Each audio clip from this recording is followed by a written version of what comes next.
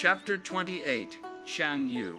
Han lovingly presents a rubia-scented silk sash. Shu Shui Pao. Chai blushingly covers her musk.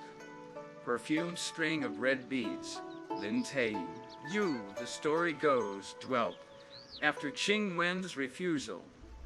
The previous night, to open the following day, which by another remarkable coincidence happened to correspond with the season, when the god of flowers had to be feasted, her total ignorance of the true circumstances and her resentment as yet unspent aroused again in her despondent thoughts, suggested by the decline of springtime.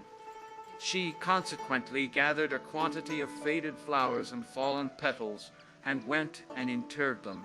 Unable to check the emotion caused by the decay of the flowers, she spontaneously recited, after giving way to several loud lamentations, those verses which Pao-yü, she little thought, overheard from his position on the mound. At first, he did no more than nod his head and heave sighs full of feeling, but when subsequently his ear caught, "Here I am fain these flowers to enter, but humankind will laugh me as a fool, who knows who will in years to come, commit me to my grave.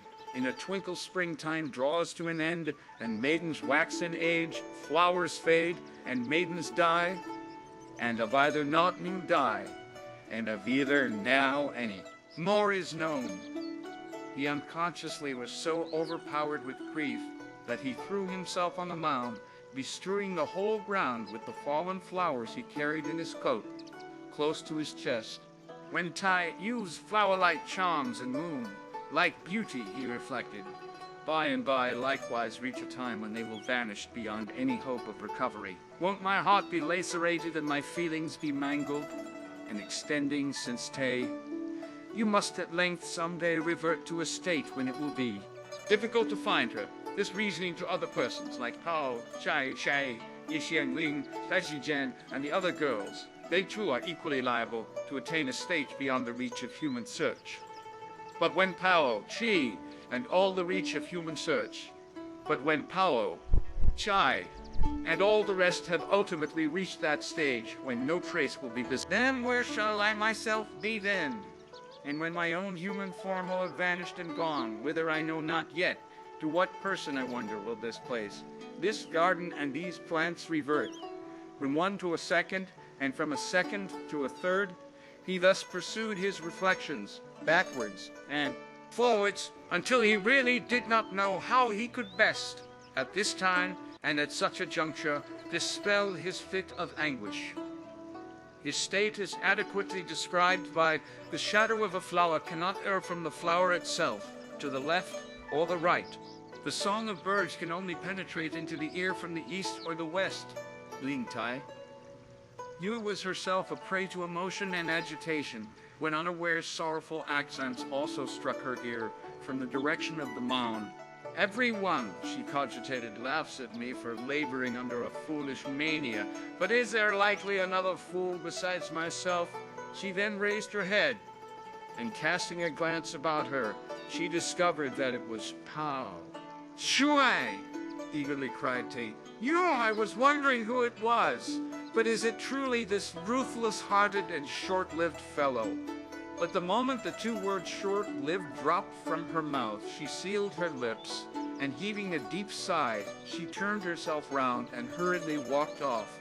Pao-yü, meanwhile, remained for a time a prey to melancholy. But perceiving that Tai-yü had retired, he at once realized that she must have caught sight of him and got out of his way. And as his own company afforded him no pleasure, he shook the dust off his clothes, rose to his feet, and descending the hill, he started for the Yai-hung court by the path by which he had come. But he espied Tai-yü walking in advance of him, and with rapid stride he overtook her. "Stop a little," he cried. "I know you don't care a rap for me, but I'll just make one single remark, and from this day forward we'll part company."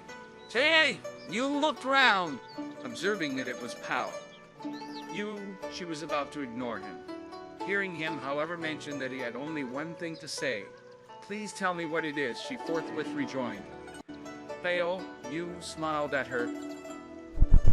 If I pass 2 remarks, will you listen to me? Yes or no, he asked. At these words, Tai-yü twisted herself around and beat a retreat. Pao-yü, however, followed behind. Since this is what we've come to now, he sighed. What was the use of what existed between us in days gone by? As soon as Tai-yü heard his exclamation, she stopped short impulsively, turning her face towards him. What about days gone by? She remarked. And what about now? Ejaculated Pao-yü. When you got here in days gone by, wasn't I your playmate in all your romps and in all your fun? My heart may have been set upon anything, but if you wanted it, you could take it away at once. I may have been fond of any eatable, but if I came to learn that you two fancied it, I there and then put away what could be put away in a clean place, to wait, miss, for your return. We had our meals at one table. We slept in one and the same bed, whatever the servant girls could not.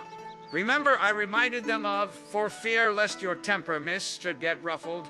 I flattered myself that cousins who have grown up together from their infancy, as you and I have, would have continued through intimacy or friendship, either would have done in peace and harmony until the end, so as to make it palpable that we are above the rest. But contrary to all my expectations, now that you, miss, have developed in body as well as in mind, you don't take the least heed of me. You lay hold instead of some cousin Pao or cousin Feng or other from here, there and everywhere, and give them a place in your affections, while on the contrary you disregard me for 3 days at a stretch and decline to see anything of me for 4. I have besides no brother or sister of the same mother as myself. It's true there are a couple of them, but these, are you not forsooth aware, are by another. Mother, you and I are only children, so I ventured to hope that you would have reciprocated my feelings. But who'd have thought it? I've simply thrown away this heart of mine, and here I am with plenty of woes to bear, but with nowhere to go and utter them. While expressing these sentiments, tears unexpectedly trickled from his eyes. When mine Tai-yü caught with her ears his protestations and noticed with her eyes his state of mind, she unconsciously experienced an inward pang, and much against her will, tears too besprinkled her cheeks, so drooping her head she kept silent. Her manner did not escape Pao-yü's notice. I myself am aware, he speedily resumed, that I'm worth nothing now. But however imperfect I may be, I could on no account presume to become guilty of any shortcoming with you, cousin. Were I to ever commit the slightest fault, your task should be either to tender me advice and warn me not to do it again, or to blow me up a little, or give me a few whacks, and all this reproof I wouldn't take amiss. But no one would have ever anticipated that you wouldn't bother your head in the least about me, and that you would be the means of driving me to my wits' ends, and so much out of my mind and off my head, as to be quite at a loss how to act for the best. In fact, were death to come upon me, I would be a spirit driven to my grave by grievances. However much exalted bonzes and eminent Taoist priests might do penance, they wouldn't succeed in releasing my soul from suffering, for it would still be needful for you to clearly explain the facts, so that I might at last be able to come to life.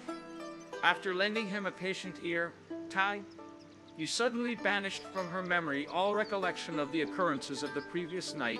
Well, in that case, she said, why did you not let a servant girl open the door when I came over? This question took Pao-yü by surprise. What prompts you to say this? He exclaimed. If I have done anything of the kind, may I die at once. Cha! Cried Tai-yü. It's not right that you should recklessly broach the subject of living or dying at this early morn. If you say yea, it's yea. It's yea, and nay, it's nay. What use is there to utter such oaths? I didn't really see you come. Over, protested Pao-yü. Cousin Pao-ch'ai it was, who came and sat for a while and then left. After some reflection, Ling Tai-yü smiled. Yes, she observed, your servant. Girls must, I fancy, have been too lazy to budge, grumpy and in a cross-grained mood. This is probable enough. This is, I feel sure, the reason, answered Pao-yü. So when I go back, I'll find out who it was, hold them to task, and put things right. Those girls of yours, continued Tai, you should be given a lesson. But properly speaking, it isn't for me to mention anything about it. Their present insult to me is a mere trifle. But were tomorrow some Miss Pao, Precious, or some Miss Pao, Precious, or some Miss P, Jewel, or other to come, and were she to be subjected to insult, won't it be a grave matter? While she taunted him, she pressed her lips and laughed sarcastically. Pao-yü heard her remarks and felt both disposed to gnash his teeth with rage and to treat them as a joke. But in the midst of their colloquy, they perceived a waiting-maid approach and invite them to have their meal. Presently, the whole body of inmates crossed over to the front. Miss, inquired Madame Wang at the sight of Tai, have you taken any of Dr. Pao's medicines? Do you feel any better? I simply feel so, replied Lin Tai.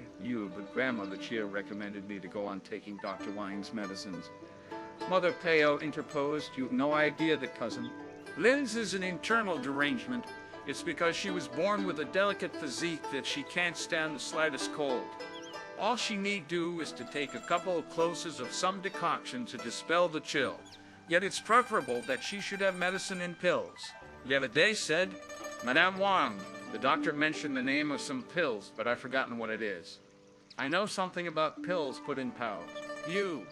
He merely told her to take some pills or other called ginseng as a restorative, or other called ginseng, isn't it? Madame Wang demurred.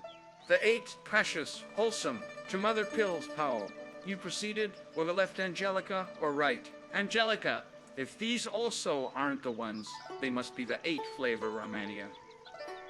Luminosa pills. None of these, rejoined Madame Wang.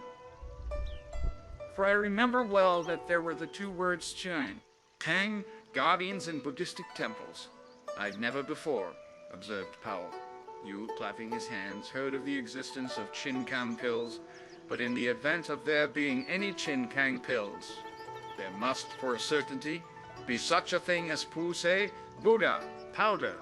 At this joke, everyone in the whole room burst out laughing. Pao-ch'ai compressed her lips and gave a smile. It must, I'm inclined to think, she suggested, be the Lord of Heaven strengthened, the heart pills. Yes, that's the name, Madame Wang laughed. Why, now I too have become muddle-headed. You're not muddle-headed, Mother, said Pao-yü. It's the mention of Chin Kangs in Buddhism which confused you.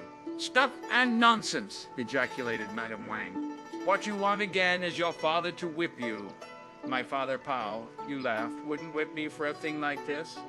Well, this being their name, resumed Madame Wang, you had better tell someone tomorrow to buy you a few. All these drugs, expostulated Pao-yü. All these drugs, expostulated Pao.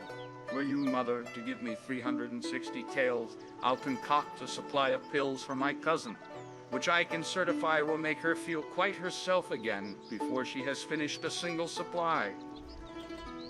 What trash! Cried Madame Wang. What kind of medicine is this so costly?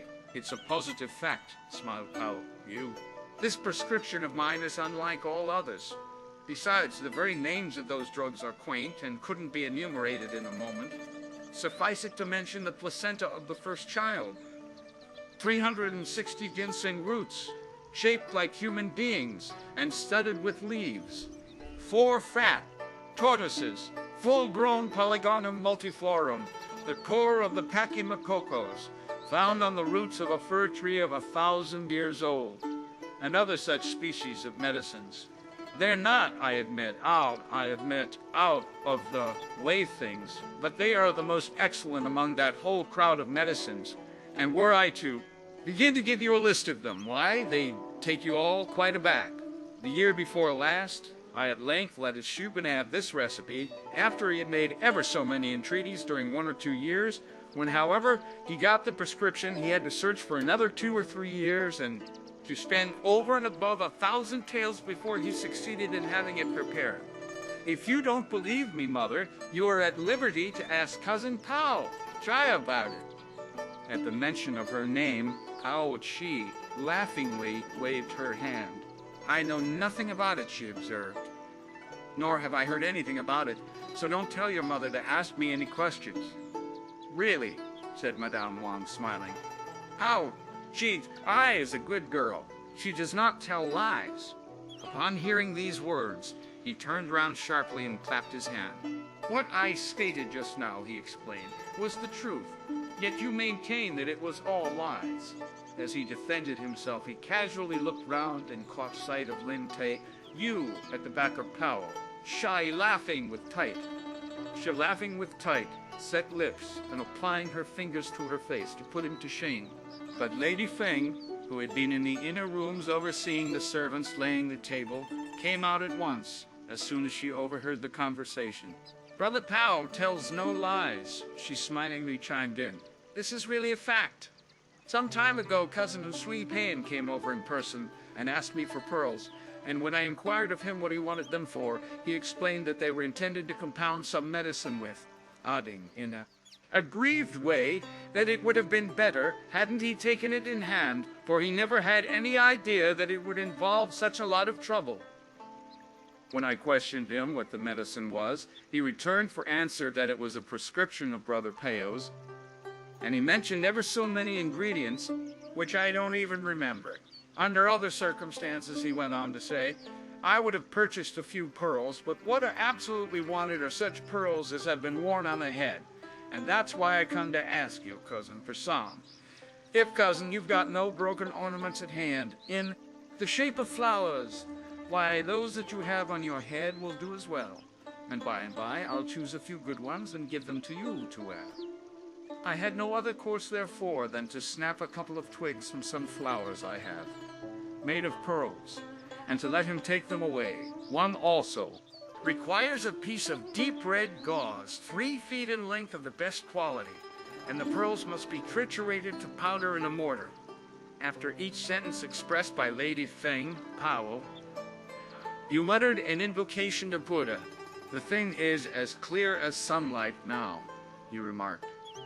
The moment Lady Feng had done speaking, Pao-yü put in his word. "Mother," he added, "you should know that this is a mere makeshift, for really, according to the letter of the prescription, these pearls and precious stones should, properly speaking, consist of such as had been obtained from some old grave and been worn as head ornaments by some wealthy and honorable person of bygone days. But how could one go now on this account and dig up graves and open tombs?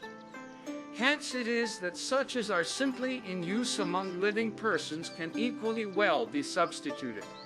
"Oh, my to-fu!" exclaimed Madame Wang, after listening to him throughout. "That will never do, and what an arduous job to uselessly saddle oneself with. For even though there be interred in some graves people who've been dead for several hundreds of years, it wouldn't be a propitious thing were their corpitious thing, worthy now and the bones abstracted, just for the sake of preparing some medicine or other." Pao-yü thereupon addressed himself to Tai-yü. "Have you heard what was said or not?" he asked. "And is there, pray, any likelihood that Cousin Secunda would also follow in my lead and tell lies?" While saying this, his eyes were, albeit his face was turned towards Lin Tai-yü, fixed upon Pao-ch'ai. "Lin Tai," you pulled Madame Wang. "You just listen to him, aunt," she observed. "All because Cousin Pao-ch'ai would not accommodate him by lying, he appeals to me." "Pao-yü has a great knack," Madame Wang said, "of dealing contemptuously with you, his cousin, Mother Pao-yü smilingly protested. "You are not aware how the case stands. When Cousin Pao-ch'ai lived at home, she knew nothing whatever about my elder cousin Sui Pan's affairs, and how much less now that she has taken up her quarters inside the garden. She, of course, knows less than ever about them. Yet Cousin Lin just now stealthily treated my statements as lies, and put me to the blush, was still on his lips when they perceived a waiting-maid from Dowager Lady Chia's apartments come in quest of Pao-yü and Lin Tai-yü to go and have their meal. Lady Tai-yü, however, did not even call Pao-yü, however, did not even call Pao. "Let's wait for Master Secundus, Mr. Pao, to go along with us," demurred the girl. "He doesn't want anything to eat, Lin-tai." You replied, "He won't come with us, so I'll go ahead." So saying, she promptly left the room. "I'll have my repast with my mother today," Pao-yü said. "Not at all," Madame Wang remarked, "not at all. I'm going to fast today, so it's only right and proper that you should go and have your own. I'll also fast with you then, Pao-yü retorted. As he spoke, he called out to the servant to go back, and rushing up to the table, he took a seat. Madame Wang faced Pao-ch'ai and her companions. "You girls," she observed, "had better have your meal, and let him have his own way. It's only right that you should go," Pao-ch'ai smiled. "Whether you have anything to eat or not, you should go over for a while to keep company to Cousin Lin, as she will be quite distressed and out of spirits." "Who cares about her?" Pao-yü rejoined. "She'll get all right again after a time." Shortly, they finished their repast, but Pao-yü apprehended, in the first place, that his grandmother Chia would be solicitous on his account, and longed, in the second, to be with lighthearted. So he hurriedly asked for some tea to rinse his mouth with. Cousin Secundus and Achun and Shichum interposed with an ironic laugh. "What's the use of the hurry? Scurry you're in the whole day long. Even when you're having your meals or your tea, you're in this sort of fussy helter-skelter. Make him hurry up and have his tea," Pao-ch'ai chimed in, smiling so that he may go and look up his cousin Lime. "He'll be up to all kinds of mischief if you keep him here." Pao-yü drank his tea. Then hastily leaving the apartment, he proceeded straightway towards the eastern court. As luck would have it, the moment he got near Lady Feng's court, he descried Lady Feng standing at the gateway. While standing on the step and picking her teeth with an ear cleaner, she superintended about 10 young servant boys removing the flower pots from place to place. As soon as she caught sight of Pao-yü approaching, she put on a smiling face. "You've come quite opportunely," she said. Walk in, and write a few characters for me." Pao-yü had no option but to follow her in. When they reached the interior of her rooms, Lady Feng gave orders to a servant to fetch a pen, inkslab, and paper. 40 rolls of deep red ornamented satin," she began, addressing herself to Pao-yü. 40 rolls of satin with dragons. 100 rolls of gauzes of every color of the finest quality. 4 gold necklaces. "What's this?" Pao-yü shouted. "It is neither a bill, nor is it a list of presents." "In what style shall I write it?" Lady Feng remonstrated with him. "Just you go on writing," she said. "For in fact, as long as I can make out what it means, it's all that is needed." Pao-yü at this response felt constrained to proceed with the writing. "This," our Lady Feng put the paper by. "As she did so, I've still something more to tell you," she smilingly pursued. "But I wonder whether you will accede to it or not. There is in your rooms a servant maid, Shale Hung by name, whom I would like to bring over into my service, and I'll select several girls tomorrow to wait on you. Will this do?" "The servants in my quarters," answered Pao-yü, "muster a large crowd, so that, cousin, you are at perfect liberty to send for any one of them who might take your fancy. What's the need, therefore, of asking me about it?" "If that be so," continued Lady Feng laughingly, "I'll tell someone at once to go and bring her over." "Yes, she can go and fetch her," acquiesced Pao-yü. While replying, he made an attempt to take his leave. "Come back!" shouted Lady Feng. "I've got something more to tell you. Our venerable senior has sent for me, Pao-yü rejoined. "If you have anything to tell me, you must wait till my return." After this explanation, he there and then came over to his grandmother Chia's on this side, where he found that they had already got through their meal. "Have you had anything nice to eat with your mother?" old Lady Chia asked. "There was really nothing nice, Pao-yü smiled. "Yet I managed to have a bowl of rice more than usual. Where's Cousin Lin?" he then inquired. "She's in the inner rooms," answered his grandmother. Pao-yü stepped in.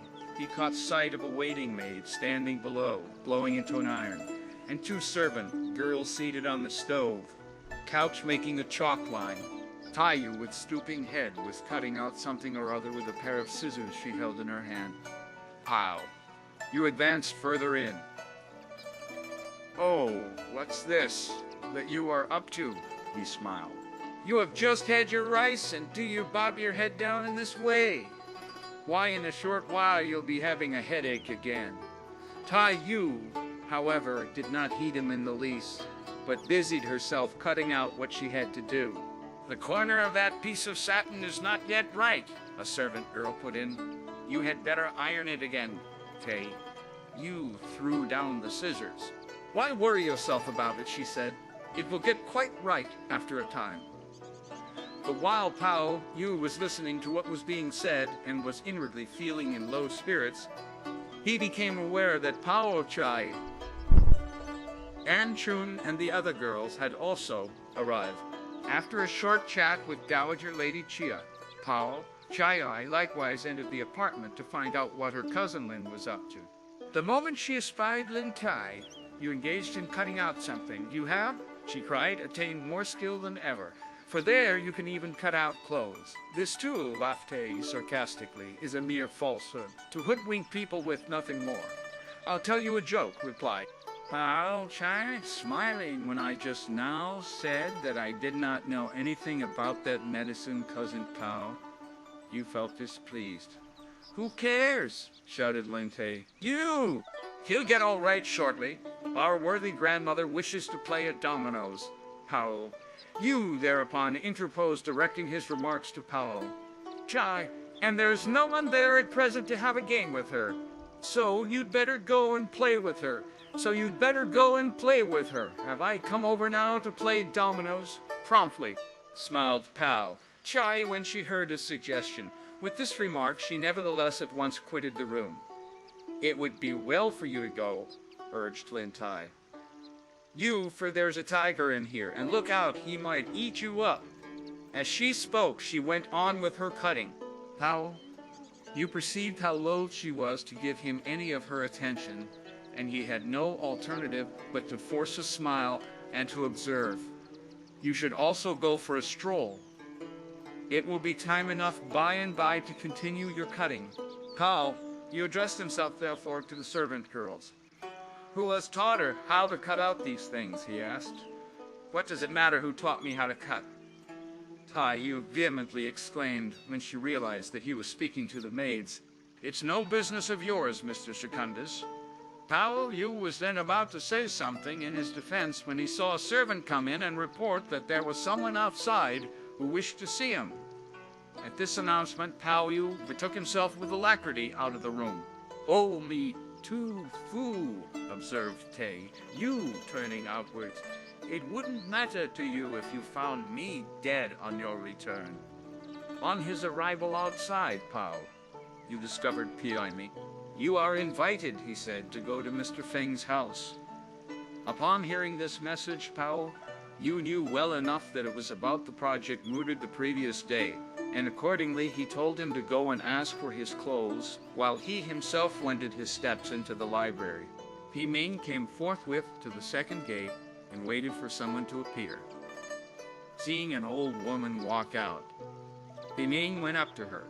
"Oh, Master Secundus, Mr. Pao," he told her, "is in the study waiting for his outdoor clothes. So do go in, worthy dame, and deliver the message."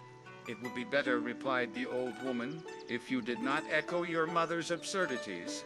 Our Master Secundus, Mr. Pao, now lives in the garden, and all the servants who attend on him stay in the garden. And do you again come and bring the message here." At these words, Ming smiled. "You're quite right," he rejoined in reproving me, "for I've become quite idiotic." So saying, he repaired with quick step to the second gate on the east side, where by a lucky hit the young servant, boys on duty, were kicking marbles on the raised road. Ming explained to them the object of his coming. The young boy thereupon ran in. After a long interval, he at length made his appearance, holding, enfolded in his arms, a bundle of clothes, which he handed to Ming, who then returned to the library. You effected a change in his costume, and giving directions to saddle his horse, he only took along with him the 4 servants. boys Pi Ming, Chu Lo, Shuangzhui, and Shu Er, and started on his way. He reached Feng Ying's doorway by a shortcut. A servant announced his arrival, and Feng Wang came out and ushered him in. Here he discovered his Sui Pian, who had already been waiting a long time, and several singing boys besides, as well as Xian Yuhan, who played female roles, and Yun Er, a courtesan in the Qin Shine court. The whole company exchanged salutations. They next had tea. "What you said the other day," smiled Pao, "you raising his cup, about good fortune coming out of evil fortune, has preyed so much upon my mind, both by day and night, that the moment I received your summons, I hurried to come immediately." "My worthy cousins," rejoined Feng Zhu, "all far too credulous. It's a mere hoax that I made use of the other day. For so much did I fear that you would be sure to refuse if I openly asked you to a drinking bout, that I thought it fit to say what I did. But your attendance today, so soon after my invitation, makes it clear, little though one would have thought it, that you've all taken it as pure gospel truth." This admission evoked laughter from the whole company. The wines were afterwards placed on the table, and they took the seats consistent with their grades. Feng Tisu Ying first and foremost called the singing boys and offered them a drink. Next he told Yun Er to also approach and have a cup of wine. By the time, however, that Hu Su Pan had had his third cup, he of a sudden lost control over his feelings, and clasping young Er's hand, in his "Do sing me," he smiled, "that novel ballad of your own composition, and I'll drink a whole jar full. Eh, will you?" This appeal compelled Yun Er to take up the guitar. She then sang, "Lovers have I too, to set aside either I cannot bear. When my heart longs for thee to come, it also yearns for him. Both are in form handsome and fair. Their beauty to describe it would be hard. Think last night, when at silent hour we met in secret, by the trellis frame laden with roses white, one to his feelings stealthily was giving vent, when lo, the other caught us in the act, and laying hands on us. There we three stood like litigious before the bar, and I had verily no word in answer for myself to give." At the close of her song she laughed. "Well, now," she cried, "down with that whole jar.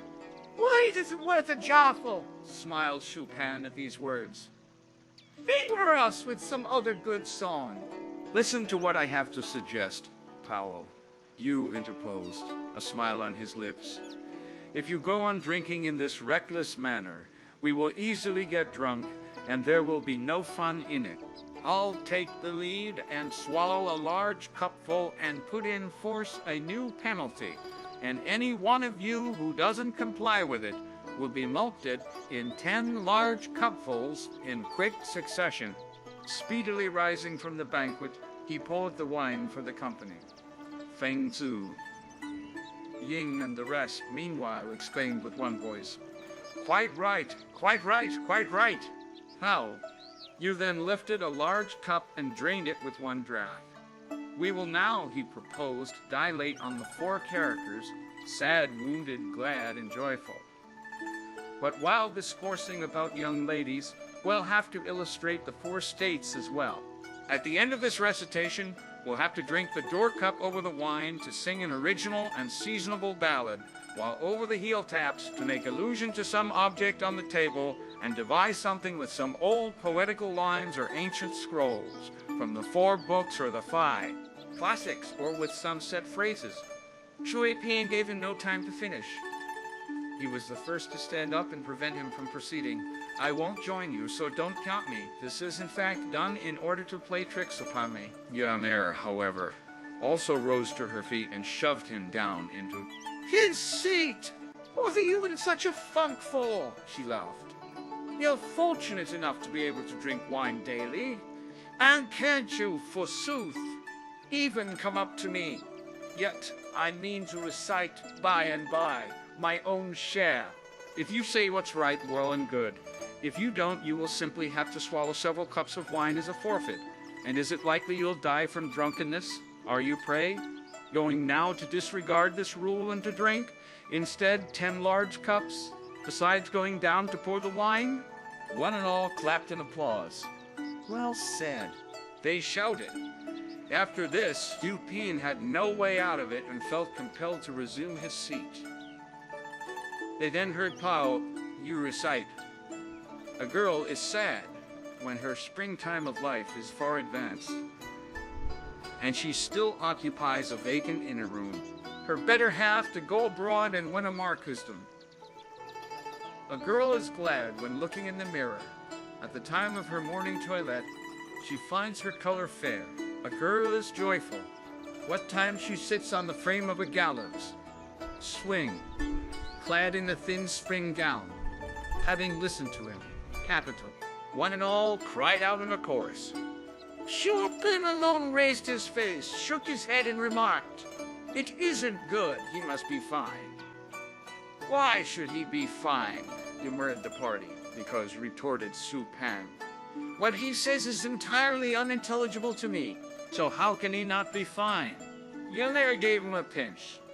"Just you quietly think of yours," she laughed. "For if by and by you are not ready, you'll also have to bear a fine." In due course, Pao-yü took up the guitar. He was heard to sing, "When mutual thoughts arise, tears, blood-stained, endless drop like lentily sown, broadcast. In spring, in ceaseless bloom, nourish willows and flowers around the painted tower. Inside the gauze, lattice peaceful sleep flies, when after dark come wind and rain. Both new-born sorrows and long-standing griefs cannot from memory ever die. In jade, fine rice, and gold, like drinks they make hard to go down, they choke the throat. The lass has not the heart to desist gazing in the glass at her wan face. Nothing can, from that knitted brow of hers, those frowns dispel. For hard she finds it patient to abide till the clepsydra will have run its course. Alas, how fitly like the faint outline of a green hill which naught can screen, or like a green-tinged stream which ever ceaseless floweth onward far and wide. When the song drew to an end, his companions with one voice cried out, "Excellent!" Yu Pian was the only one to find fault. "There's no meter in them," he said. "Pao, you quaffed the opening cup." Then seizing a pear, he added, "While the rain strikes the pear, blossom I firmly close the door, and thus accomplish the requirements of the rule." Feng too. "A maid is glad," he commenced, "when at her first confinement she gives birth to twins, both sons. A maid is joyful when on the sly she to the garden creeps crickets to catch. A maid is sad when her husband some sickness gets and lies in a bad state. A maiden is wounded at heart when a fierce wind blows down the tower where she makes her toilette." Concluding this recitation, he raised the cup and sang, "Thou art what one could aptly call a man, but art endowed with somewhat too much heart. How queer thou art, cross-grained and impish shrewd. A spirit, too, thou couldst not be more shrewd.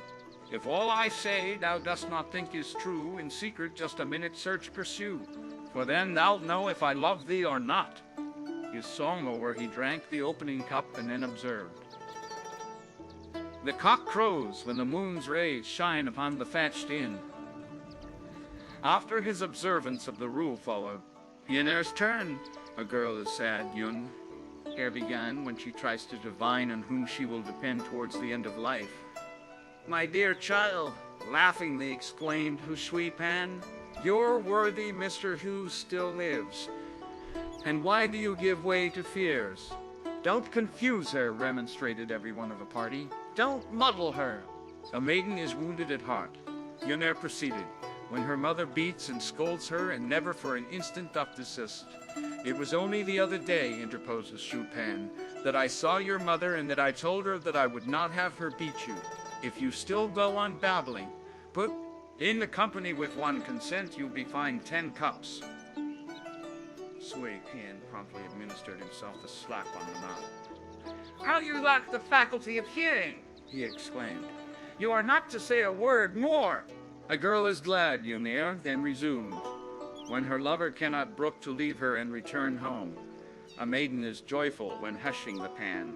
Pipe and double pipe, a stringed instrument she thrums. At the end of her effusion, she at once began to sing. Nutmegs bloom. A maggot, lo, works hard to pierce into a flower. But though it ceaseless bores, it cannot penetrate. So crouching on the buds it swing like rocks itself. My precious pet, my own dear little darling, if I don't choose to open, how can you steal in? Finishing her song, she drank the opening cup, after which she added, the delicate peach blossom, and thus complied with the exigencies of the rule. Next came Pan. Is it for me to speak now? Sweepan asked. A maiden is sad. But a long time elapsed after these words were uttered, and yet nothing further was heard. Sad for what? Feng Wang laughingly asked. Go on, and tell us at once. Sweepan was much perplexed. His eyes rolled about like a bell. A girl is sad, he hastily repeated, but here again he coughed twice before he proceeded. A girl is sad, he said, and she marries a spouse who is a libertine. This sentence so tickled the fancy of the company that they burst out into a loud fit of laughter. What amuses you so? Shouted Pan. Is it likely that what I say is not correct?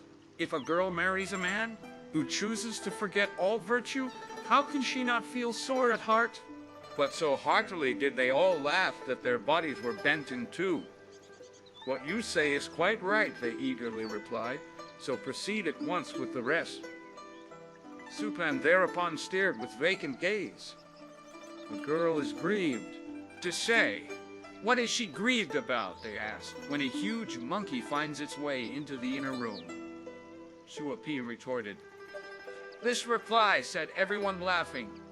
He must be malted, they cried. He must be malted, they cried. He must be malted. The first one could anyhow be overlooked, but this line is more unintelligible.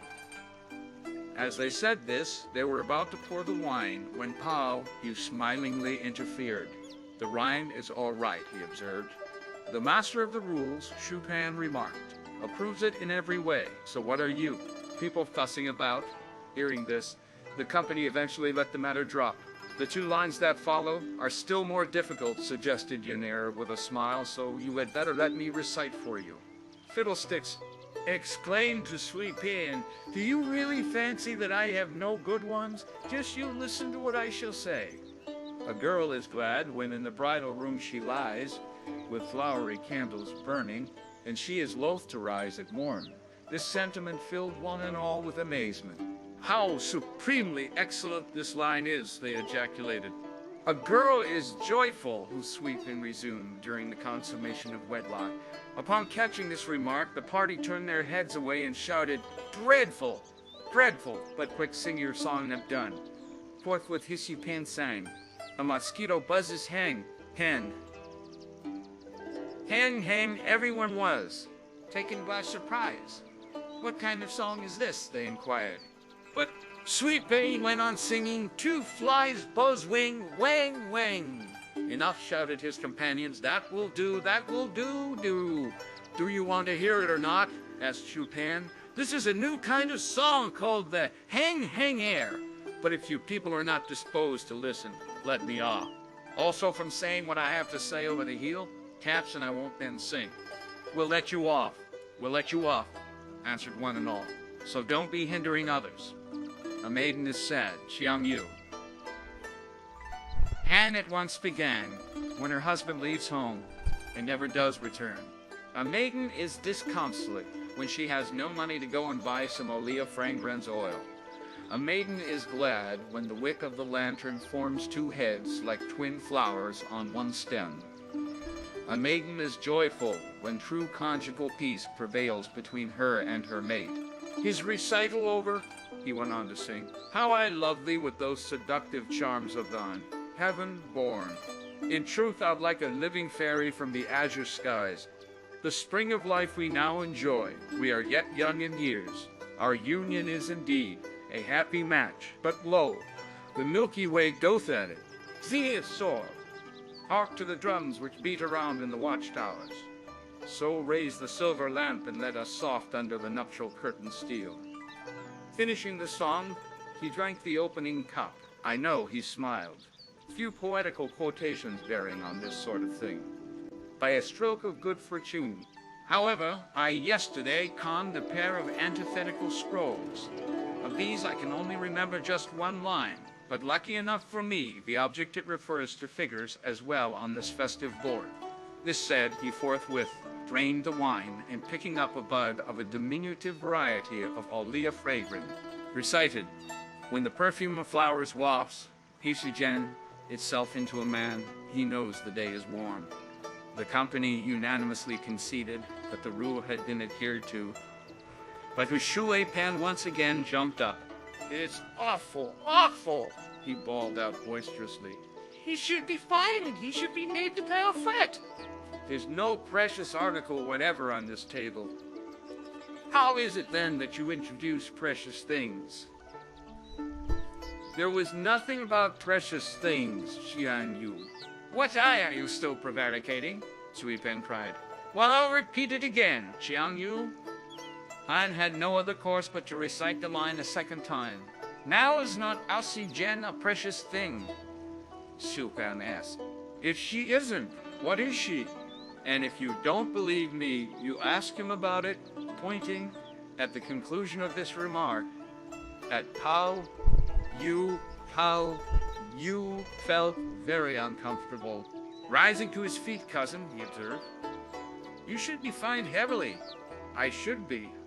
I should be, Sui Pen shouted, and saying this, he took up the wine and poured it down his throat with one gulp. Feng, Su, Ying, Jiang Yu. Han and their companions thereupon asked him to explain the illusion. Yun Er readily told them. And Xiang-yu, Han hastily got up and pleaded guilty. Ignorance, the party said with one consent, does not amount to guilt. But presently, Pao, you quitted the banquet to go and satisfy a natural want, and Xiang-yu, Han followed him out. The two young fellows halted under the eaves of the veranda, and Xiang-yu, Han then recommenced to make ample apologies. Pao-yü, however, was so attracted by his handsome and genial appearance that he took quite a violent fancy to him, and squeezing his hand in a firm grip, if you have nothing to do, he urged, do let us go over to our place. I've got something more to ask you. It's this, there's in your worthy company someone called Shai Quan, with a reputation extending at present throughout the world. But unfortunately, I alone have not had the good luck of seeing him even once. This is really, rejoined Xiang-yu Han with a smile, my own infant name.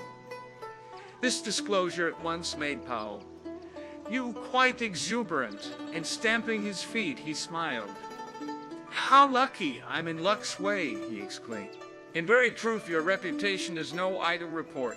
But today is our first meeting, and what shall I do? After some thought, he produced a fan from his sleeve, and unloosening one of the jade pendants, he handed it to Chi-Chi-Quan. This is a mere trifle, he said.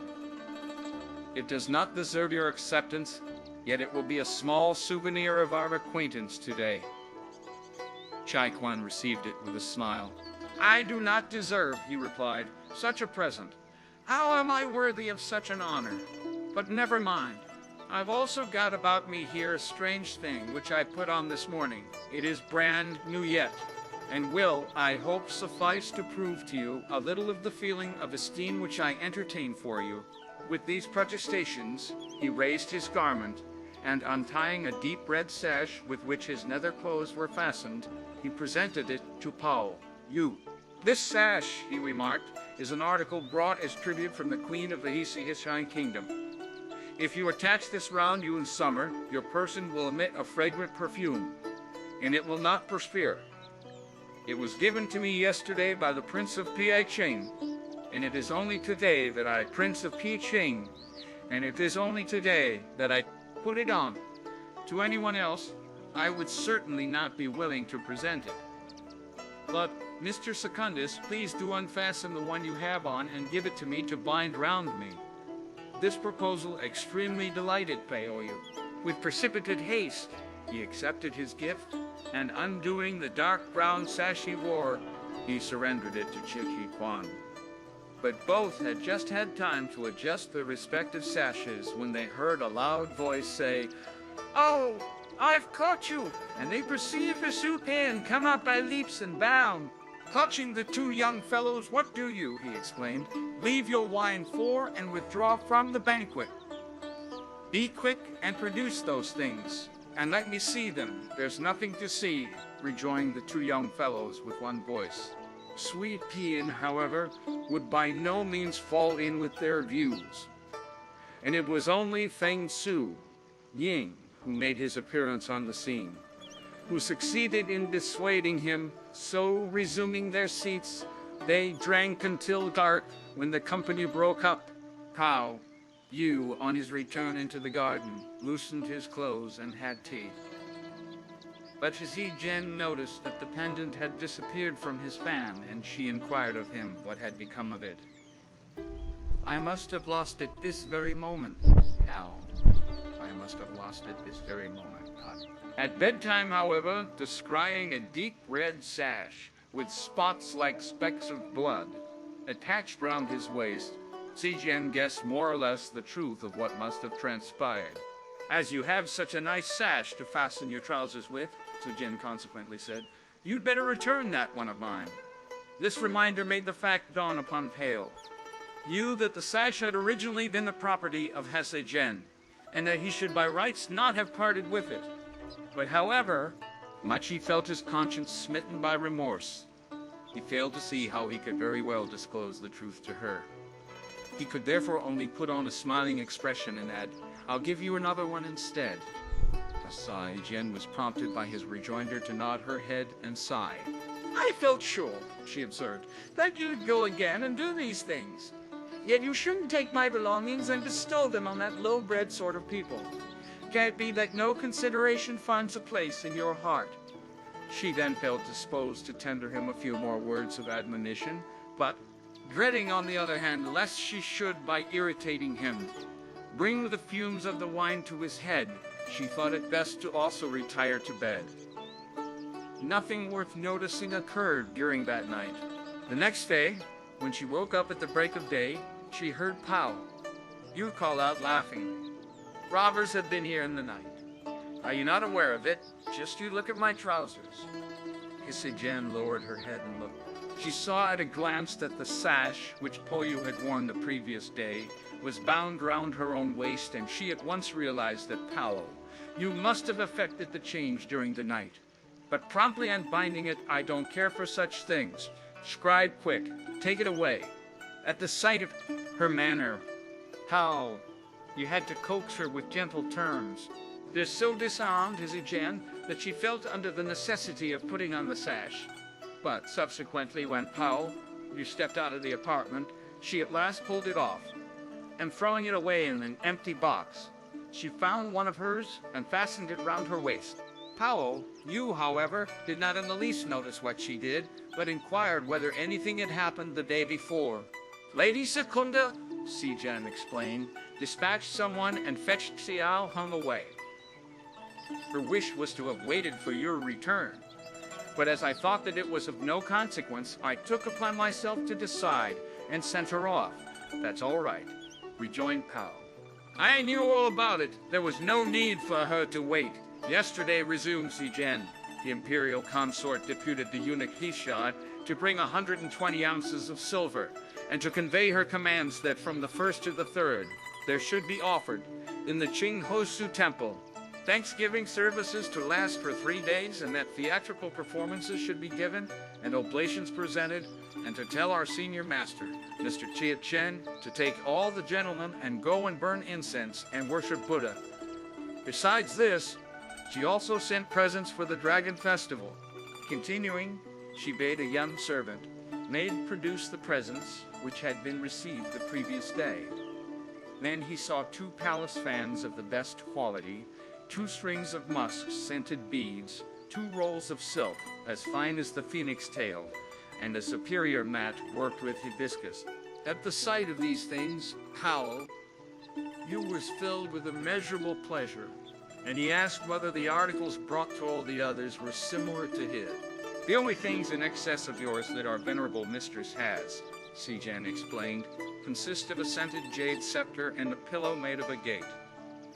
Those of your worthy father and mother are master and mistress, and of your aunt exceed yours by a scented scepter of jade. Yours are the same as Miss Pale's. Miss Lin's are like those of Mrs. Secunda, Tertia, and Corda, who received nothing beyond a fan and several pearls, and none of all the other things. As for our senior lady, Mrs. Chai-chu, and Lady Secunda, these 2 got each 2 rolls of gauze, 2 rolls of gauze, 2 rolls of silk, 2 scented bags, and 2 sticks of medicine. After listening to her enumeration, "What's the reason of this?" he smiled. "How is it that Miss Lin's are not the same as mine, but that Miss Pale's instead are like my own? May not the message have been wrongly delivered?" When they were brought out of the palace yesterday, Sijan rejoined they were already divided in respective shares, and slips were also placed on them, so that how could any mistake have been made? Yours were among those for our dowager lady's apartments.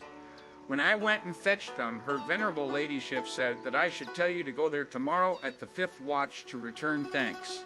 Of course, it's my duty to go over, Pao cried at these words, but forthwith calling Su Chuan.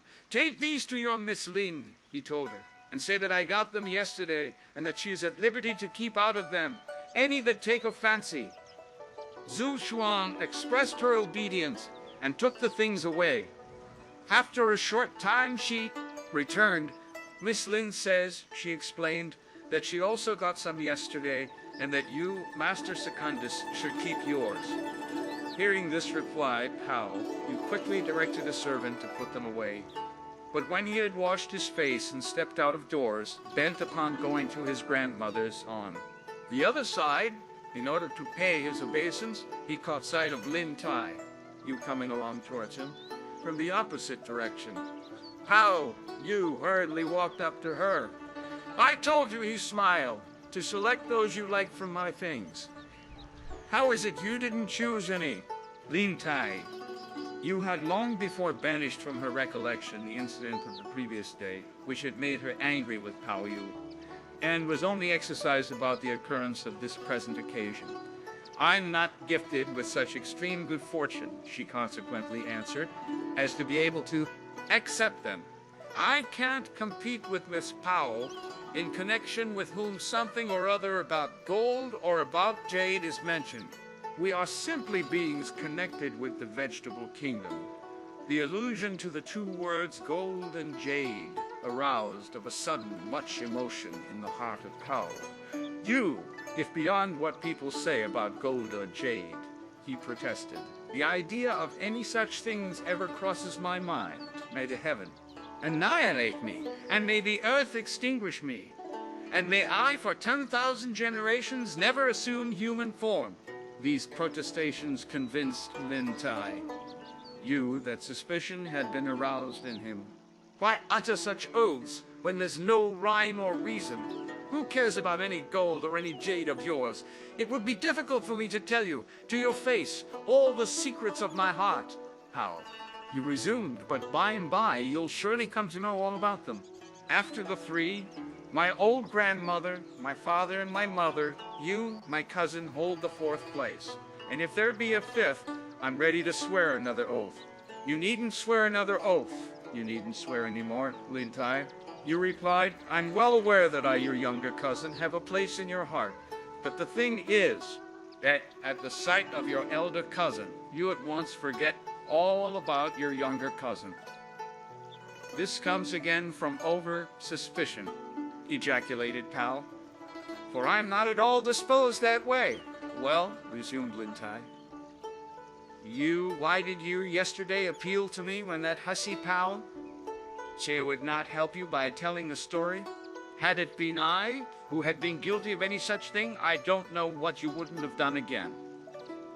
But during their tete they espied Pao approached from the opposite direction so readily they beat a retreat.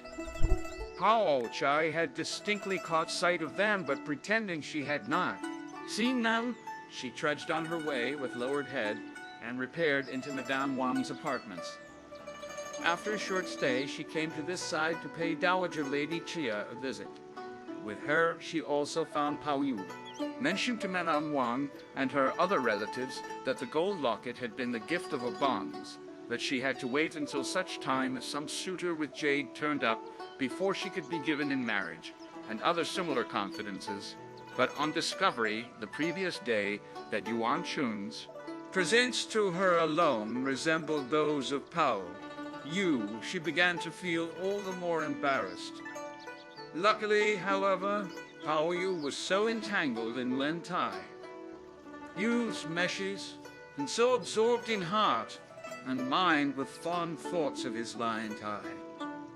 But she, unawares, now heard Pao-yü remark with a smile, "Cousin Pao, let me see that string of scented beads of yours." By a strange coincidence, Pao-ch'ai wore the string of beads round her left wrist, so she had no alternative, when Pao-yü asked her for it, then to take it off. Pao-ch'ai, however, was naturally inclined to embonpoint, and it proved therefore no easy matter for her to get the beads off. And while Pao-yü stood by watching her snow-white arm, feelings of admiration were quickly stirred up in his heart. Were this arm attached to Miss Lin's person? He secretly pondered. I might possibly have been able to caress it, but it is, as it happens, part and parcel of her body. How I really do deplore this lack of good fortune. Suddenly he bethought himself of the secret of gold and jade, and he again scanned Pao-ch'ai's appearance.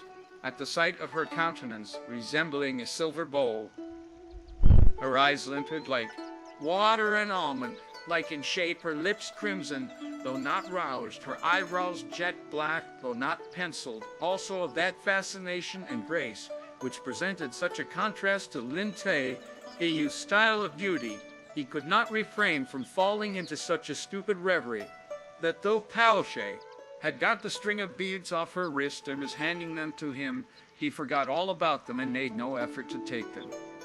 Pao-ch'ai realized that he was plunged in abstraction, and conscious of the awkward position in which she was placed, she put down the string of beads, and turning round, was on the point of betaking herself away, when she perceived Lin Tai-yü standing on the door.